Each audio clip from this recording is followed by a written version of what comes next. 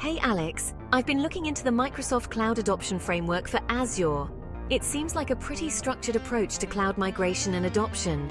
Have you heard of it? Yeah, I've seen it before. It's a comprehensive guide for organizations looking to transition to the cloud. It starts with defining a strategy and ends with managing and governing the cloud environment. What stage are you at with your cloud project?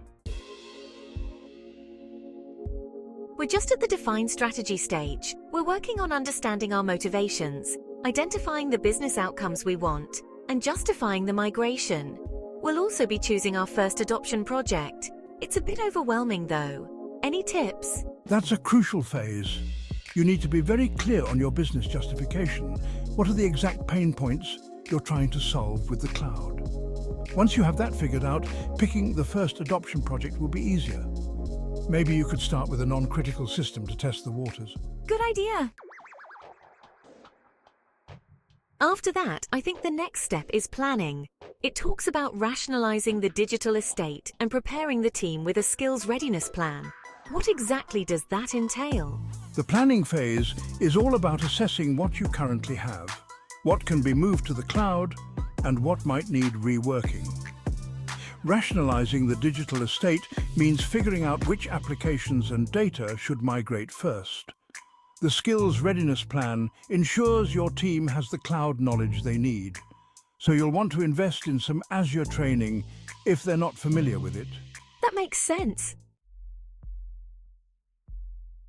Once the planning is done, we'll move to the ready stage. I see that it involves creating a landing zone and best practice validation. Is the landing zone like a testing environment? Kind of.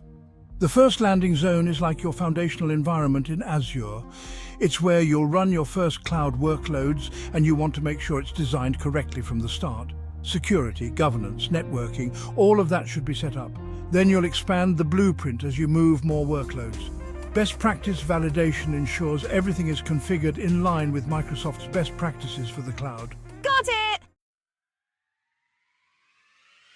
Then, when we get to the adopt stage, I guess that's when we start migrating our workloads. Exactly. The adopt stage is where the real action happens. You'll start with your first workload migration. Make sure to expand your scenarios as you go and validate that everything works as expected. You'll also start to look into innovation, using Azure's features to add value, whether that's through automation, AI, or new capabilities you couldn't do before. That sounds exciting! But what about govern and manage? Those look like ongoing processes after migration. They are. Govern is all about maintaining control over your cloud environment, following a governance framework, keeping data secure, and making sure your cloud usage aligns with business rules. Manage is focused on ensuring that the cloud operates smoothly over time, like tracking business commitments, monitoring performance, and keeping costs in check. Both are critical to long-term cloud success.